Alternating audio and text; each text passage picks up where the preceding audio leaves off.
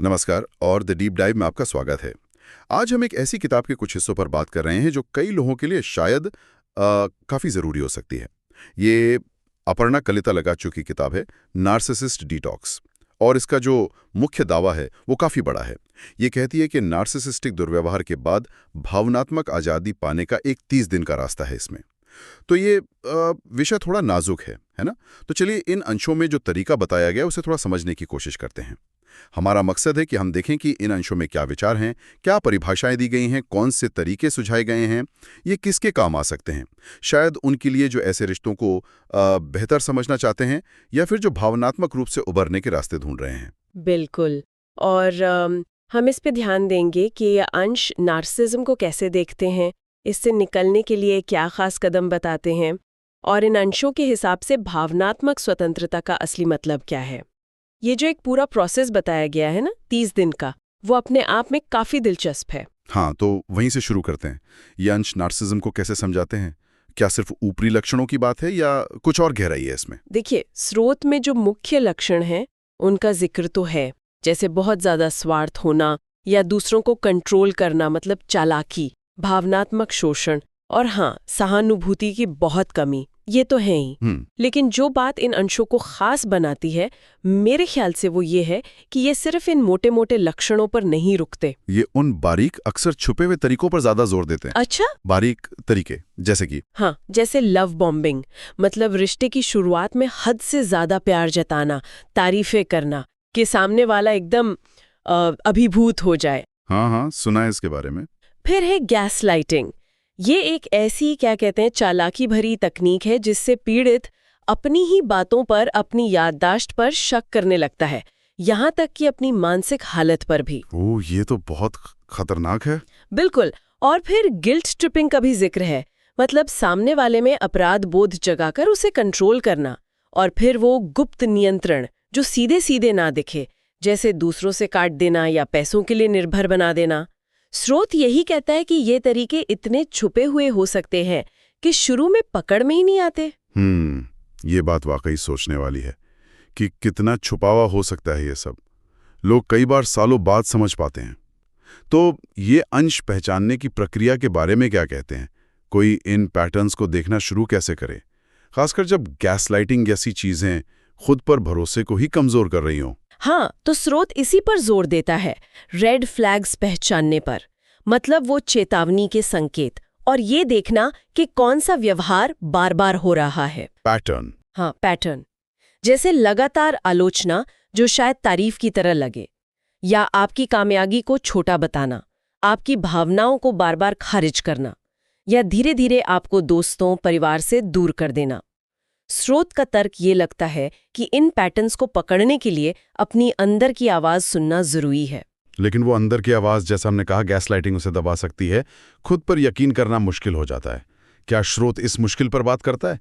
कैसे कोई अपनी सोच को सही माने? हाँ, ये बहुत अहम पॉइंट है और स्रोत इसे एड्रेस करता है। सामग्री इस बात पर जोर देती है कि व्यक्ति अपनी भावनाओं, अपने अनुभवों को वैलिड माने, उन्हें सही समझें। एक मुख्य संदेश जो निकलता है वो ये है कि जो भी चालाकी या शोषण हुआ वो पीड़ित की गलती नहीं थी। ये समझना खुद पर शक का जो बोझ है उसे कम करने में मदद करता है। स्रोत में एक लाइन है, समझना स्वतंत्रता की ओर पहला कदम है। बिल्कुल। ये नहीं कि हाँ ये हुआ है, तब तक आप उससे निकलने के लिए कदम नहीं उठा सकते। ये स्वीकृति ही धीरे धीरे आत्मविश्वास लौटाने की नींव रखती है।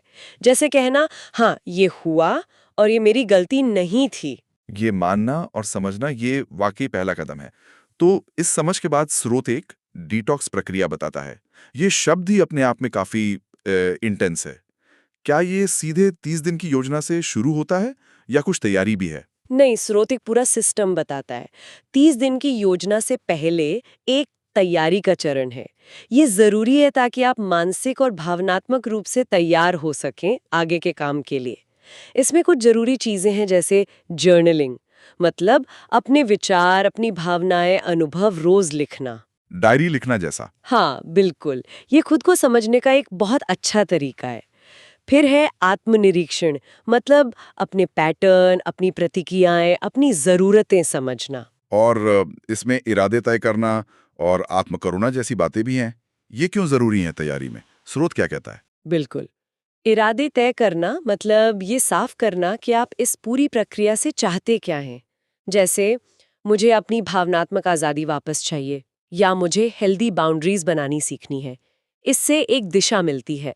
और आत्मकरुणा शायद सबसे ज़रूरी चीज़ों में से एक, क्योंकि नार्सिसिस्टिक दुर्व्यवहार के बाद अक्सर लोग खुद को बहुत कोसते हैं, शर्मिंदा महसूस करते हैं। हाँ, वो अपराध बोध वाली बात। बिल्कुल, वही। तो स्रोत कहता है कि खुद पर रहम करना, अपनी तकलीफ को मानना और खुद को दोष ना देना, ये उपचार के लिए बहुत जरूरी है। ये तैयारी का चरण एक तरह से भावनात्मक कवच बनाने जैसा है। इस तैयारी में कुछ प्रैक्टिकल अभ्यास भी बताए गए हैं ना, जैसे अफर्मेशंस, माइंडफुलनेस। ये कैसे काम करते हैं? हाँ, स्रोत कुछ प्रैक्टिकल तकनीकें भी बताता है। दैनिक पुष्टि या अफर्मेशंस, मतलब पॉजिटिव बातें दोहराना, ये आत्मसम्मान बनाने और जो मन में नेगेटिव बातें चलती रहती हैं उनसे लड़ने में मदद करते हैं।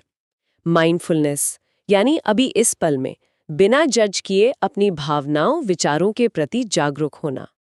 इससे भावनात्मक रिएक्शंस को काबू करने और ट्रिगर से बेहतर निपटने में मदद मिल सकती है। और एक और दिलचस्प तकनीक है भावनात्मक मैपिंग। भावनात्मक मैपिंग, ये क्या है? स्रोत के हिसाब से इसका क्या मतलब है? स्रोत के अनुसार भावनात्मक मैपिंग का मतलब है अपनी भावनाओं के पैटर्न को समझना। ये कोशिश करना कि कौन सी बातें, कौन से लोग या कौन सी स्थितियां आप में कौन सी भावनाएं जगाते हैं। जैसे, जब फलाना इंसान मेरी बुराई करता है तो मुझे गुस्सा और शर्म महसूस होती है। इस तरह अपनी भावनात्मक प्रतिक्रियाओं का एक नक्शा सा बनाने से आप उनके कारण बेहतर समझ सकते हैं और फिर उन पर ज्यादा सही तरीके से प्रतिक्रिया करना सीख सकते हैं। ये सब मिलकर एक ऐसी नींव तैयार करते हैं जिसमें दिमागी समझ और दिली रहम दोनों शामिल है, मतलब दिमाग और दिल दोनों का ध्यान रखना। ये तैयारी का फेज ही काफी गहन लगता है। इसके बाद आती है वो 30 दिन की मुख्य संरचना। ये हफ्तों में बटी हुई है। क्या आप बता सकती हैं कि स्रोत हर हफ्ते के लिए क्या लक्ष्य या फोकस बताता है? ये स्ट्रक्चर क्यों जरूरी हो सकता है? हाँ, स्रोत इसे 4 हफ्तों में बांटता है। इससे पूरी प्रक्रिया थोड़ी आसान और फोकस्ड लगती है। पहला हफ्ता दिन 1 से 7, ये जागरूकता और स्वीकृति पर है। यहाँ जोर इस बात पर है कि दुर्व्यवहार के पैटर्न को गहराई से पहचानें और जो हुआ है उसे पूरी तरह स्वीकार करें, बिना किसी बहाने या खुद को दोष दिए। स्रोत कहता है कि सच्ची जागरूकता के बिना आगे बढ़ना मुश्किल है। ठीक है। दूसरा हफ्ता दिन 8 से 14, ये सीमाएं तय करने और ना कहना सीखने पर है। ये भावनात्मक और व्यवहारिक दोनों तरह से बहुत जरूरी कदम है, क्योंकि ऐसे रिश्तों में अक्सर बाउंड्रीज या तो होती नहीं या लगातार तोड़ी जाती हैं। इस हफ्ते का लक्ष्य है अपनी ज़रूरतें पहचानना और उन्हें हेल्दी तरीके से कहना सीखना, जिसमें ना कहना भी शामिल है। हाँ, ना कहना सीखना बहुत लोगों के लिए मुश्किल होता है। बिल्कुल। तीसरा हफ्ता दिन 15 से 21, ये आत्मसम्मान को फिर से बनाने पर केंद्रित है, क्योंकि दुर्व्यवहार अक्सर इंसान की खुद की कीमत की भावना को खत्म कर देता है। तो ये हफ्ता अपनी ताकत, अपने गुण, अपनी कीमत को फिर से खोजने और जो नेगेटिव सोच बन गई है खुद के बारे में, उसे चुनौती देने के बारे में है। अच्छा। और चौथा हफ्ता दिन 22 से 30, ये भावनात्मक लचीलापन और स्वतंत्रता बनाने पर है। यहाँ लक्ष्य सिर्फ उभरना नहीं है, बल्कि भविष्य के लिए भावनात्मक रूप से मजबूत बनना है। इसमें जो तकनीकें सीखीं, उन्हें पक्का करना, भावनात्मक ट्रिगर से निपटना सीखना और एक आज़ाद, आत्मनिर्भर भावनात्मक जीवन की तरफ बढ़ना शामिल है। इस स्ट्रक्चर वाकई एक गाइड जैसा लगता है, लेकिन हम जानते हैं कि भावनात्मक उपचार का रास्ता कभी सीधा नहीं होता। ऊंच नीच आती है। क्या स्रोत इस बात को मानता है? क्या ये मुश्किल पलों या असफलताओं के बारे में बात करता है जो इस 30 दिन की यात्रा में आ सकते हैं? हाँ, और ये स्रोत का एक यथार्थवादी पहलू है, जो अच्छी बात है। सामग्री साफ तौर पे मानती है कि ठीक होने की प्रक्रिया में असफलताओं का अनुभव करना, कभी-कभी पुराने पैटर्न में वापस चले जाना या अचानक बहुत तीव्र भावनात्मक ट्रिगर्स का सामना करना, ये सब बिल्कुल नॉर्मल है। हो सकता है कोई पुरानी याद आ जाए, कोई जगह दिख जाए या किसी से अचानक मिलना हो जाए और तीव्र भावनाएं उमड़ आएं। तो फिर स्रोत इन मुश्किल पलों से निपटने के लिए क्या सलाह देता है? क्या सिर्फ ये कि मजबूत रहो? नहीं, ये इससे कहीं ज्यादा प्रैक्टिकल है। सलाह इस पर है कि इन प्रतिक्रियाओं को खुद पर हावी होने देने के बजाय रचनात्मक तरीके से कैसे संभाला जाए। इसमें माइंडफुलनेस तकनीकों का इस्तेमाल करना, अपनी भावनाओं को स्वीकार करना, उन्हें दबाने के बजाय, और खुद पर रहम करना शामिल हो सकता है। सबसे ज़रूरी बात, ये पहले से तय की गई सीमाओं को बनाए रखने पर जोर देता है, भले ही मुश्किल लगे। और ये उन स्थितियों से बचने की बात करता है जिन्हें स्रोत पुनः प्रवेश के जाल कहता है, री एंट्री ट्रैप्स। पुनः प्रवेश के जाल, री एंट्री ट्रैप्स, ये शब्द अपने आप में काफी कुछ कहता है। स्रोत के अनुसार इनका क्या मतलब हो सकता है? ये बाहर से आते हैं या अंदर से होते हैं? स्रोत के कॉन्टेक्स्ट से ऐसा लगता है कि ये ज्यादातर बाहरी हालात या चालाकियां होती हैं, जिनका मकसद होता है आपको वापस उसी जहरीले रिश्ते या डायनामिक में खींचना। मान लीजिए नार्सिसिस्ट व्यक्ति अचानक बहुत पछतावा दिखाए, या भविष्य के बड़े बड़े वादे करे, या फिर से लव बॉम्बिंग करे। अच्छा। या शायद आप में अपराध बोध जगाने की कोशिश करे कि तुम मुझे छोड़कर जा रहे हो। ये जाल इसलिए खतरनाक है क्योंकि ये आपकी सहानुभूति, आपकी उम्मीद या आपके अपराध बोध का फायदा उठाने की कोशिश करते हैं। स्रोत का संदेश ये लगता है कि इन जालों को पहचानना और उनमें फंसने से बचना ये सीमाएं बनाए रखने का ही हिस्सा है। और जरूरी बात यह है कि अगर कोई फिसल भी जाए, मतलब वापस पुराने पैटर्न में चला जाए थोड़ी देर के लिए, तो इसे हार ना माने, बल्कि इसे सीखने और अगली बार बेहतर तैयारी करने का मौका समझें। हर बार जब आप सीमा बनाए रखते हैं या ट्रिगर को संभाल लेते हैं, तो आप भावनात्मक रूप से और मजबूत होते जाते हैं। अनिलम, इन अंशों से जो पूरी तस्वीर उभर रही है उसे देखें तो ये नार्सिसिस्टिक दुर्व्यवहार के अनुभव से उभरने और भावनात्मक आज़ादी वापस पाने के लिए एक संरचित, कदम दर कदम और सहायक रास्ता दिखाता है। ये सिर्फ समस्या को समझने पर नहीं रुकता, बल्कि प्रैक्टिकल कदम उठाने और आत्मकरुणा पर भी जोर देता है। तो इस पूरी चर्चा का सार क्या निकलता है?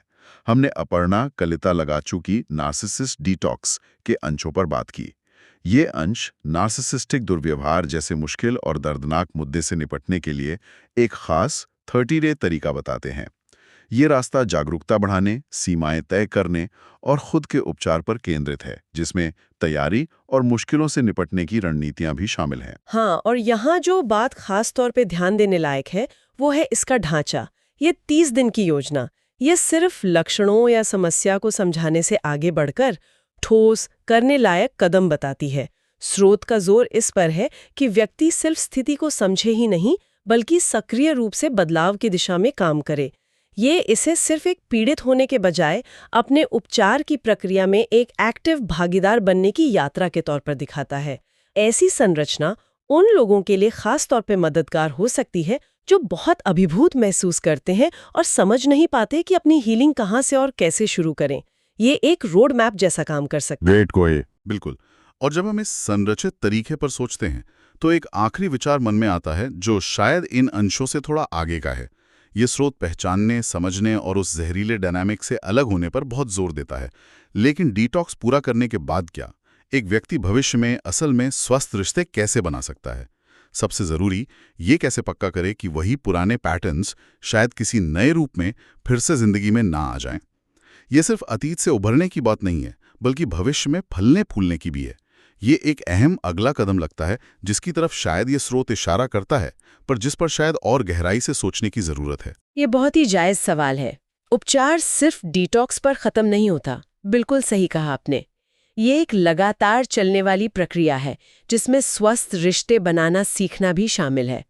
शायद ये उन स्किल्स को और मजबूत करने के बारे में है जो डिटॉक्स के दौरान सीखी, जैसे सीमाएं बनाए रखना, अपनी ज़रूरतें पहचानना और बताना, और रेड फ्लैग्स को जल्दी पहचानना और फिर उन्हें नए रिश्तों पर लागू करना।